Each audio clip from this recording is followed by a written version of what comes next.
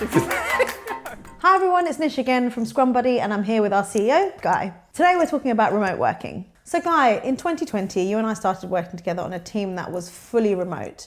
How did you find putting that together? It was a bit weird. You know, it's full lockdown. I was stuck on holiday and couldn't get home, and I'm 7 hours behind time zone wise.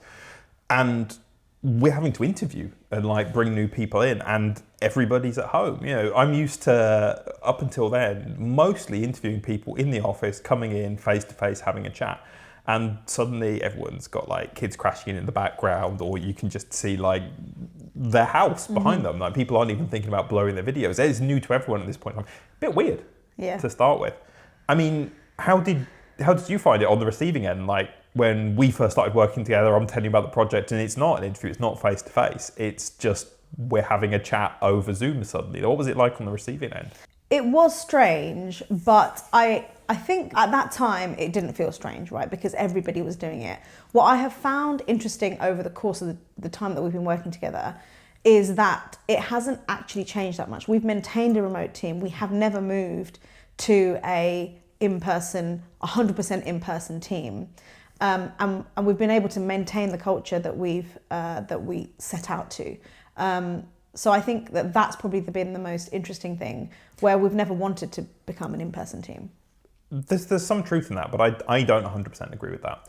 I think we have had challenges going along the way. And you think back to the team that we form, everyone's at home, there's almost that pandemic camaraderie of everybody, and that extended into the workplace.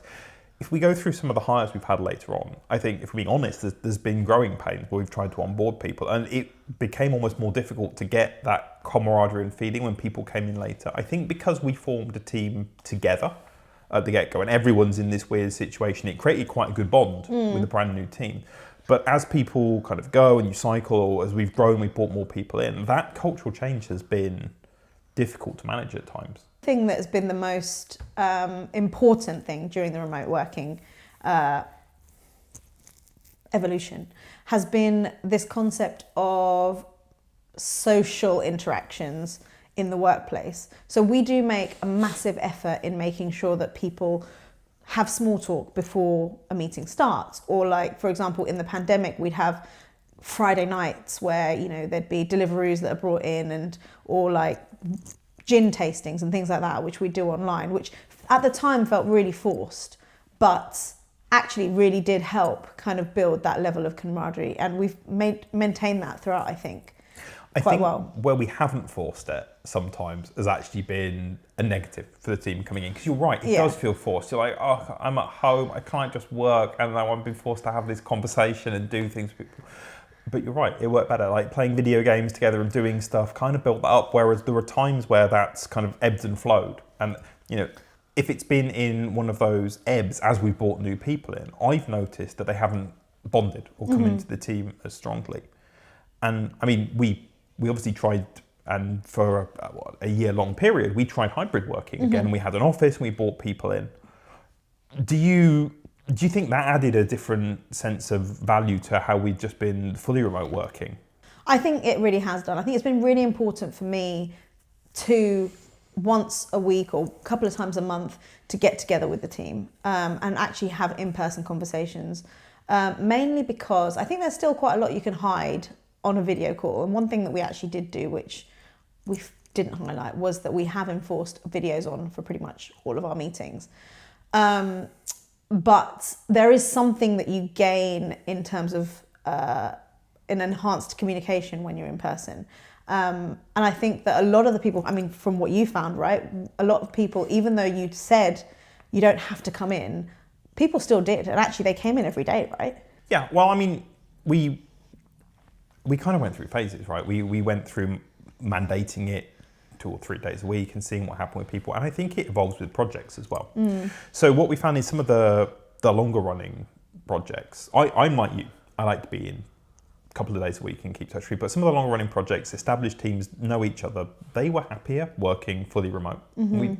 It's obviously we've tried to let different people, different teams have what works for them. When it comes to some of the new teams, I think one of the hardest things with a fully remote setup is getting everybody to get that bond in the first place. Yes, we did it in 2020. It worked really well, but it's something that we've struggled with since then. Having the physical office for getting everybody in the same place together and doing it did help with that. But what I noticed is a tail off of interest. So yeah, some people to start with are coming in and they were really onto it. But as time went on, people are like, oh, come in 2 days a week, 1 day a week. And then we ended up that we'd have weeks where, it's a couple of us that are going in. It was just, I've had days where I've gone in. I've been like, oh, good, there's no one in today. Everyone's working at home. And I quite like that separation. Yeah. And I struggle to make home working for me as good as having that separation. It worked really well. It was, on the school run, come do that. It fits in well. But a lot of people work better and enjoy being at home. But I think you have to have some in-person time when you can have it.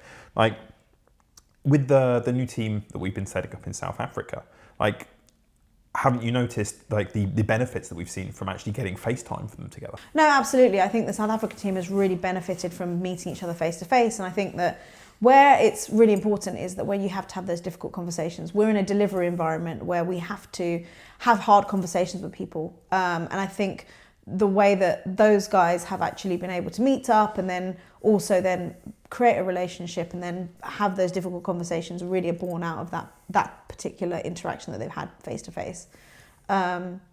What would you say is, so for teams now that are operating in a hybrid model, what would you say is your one big takeaway from the last 4 years of remote / hybrid working / operating offshore teams? What is your one biggest takeaway in terms of maintaining the culture of your company?